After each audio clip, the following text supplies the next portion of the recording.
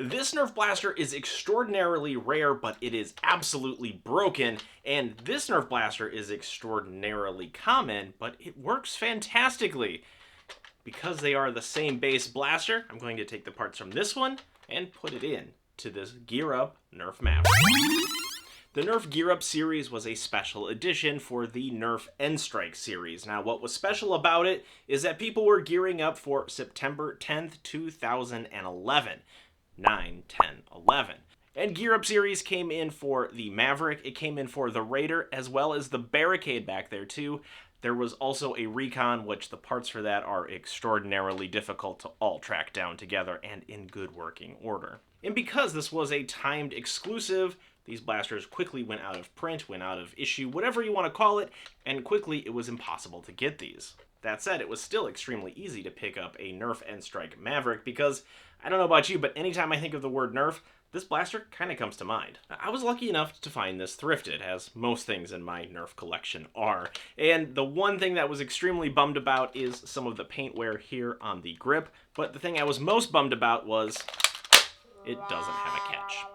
Likely what ended up happening is somebody might have tried to modify this blaster, or they just used it so much that the catch broke. It's just plastic in there after all. But because this is just a common Nerf Maverick for everything except the shell, I'll be able to harvest parts from the original Nerf Maverick so that I can have this in perfectly working order. So what do you say? Do you want to do some Nerf surgery with me? Let's go get some tools.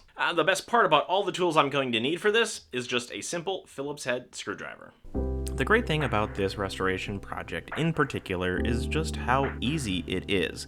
You don't need to have a whole lot of skills, you just need to have a lot of patience. As you can see here, going around the blaster, removing the screws, getting access to the inner shell is something that takes time, and here's the part that is broken. This is kind of worn down, not only just on the catch, but also the plunger tube as well. So I'm thinking that we're going to not only be replacing the catch, but the plunger tube. Now here's the donor blaster. This is just a common Nerf Maverick, and this is the parts from the old Nerf blaster, so that's the one from the Gear Up, and here's the new parts. And as you can see, they're identical, and all it's going to take is just seating them in place, making sure that the spring, the catches, the return slides, and all that are working, which the return slide is probably the trickiest part, and then clamming it all back together. And here I'm just going to test it out to see if a few darts work before I screw all the screws in, because, well, if I do all the screws and something isn't working, it's a lot harder to take out. But wouldn't you know, it's working. It's a great feeling to have your restoration work on the very first time.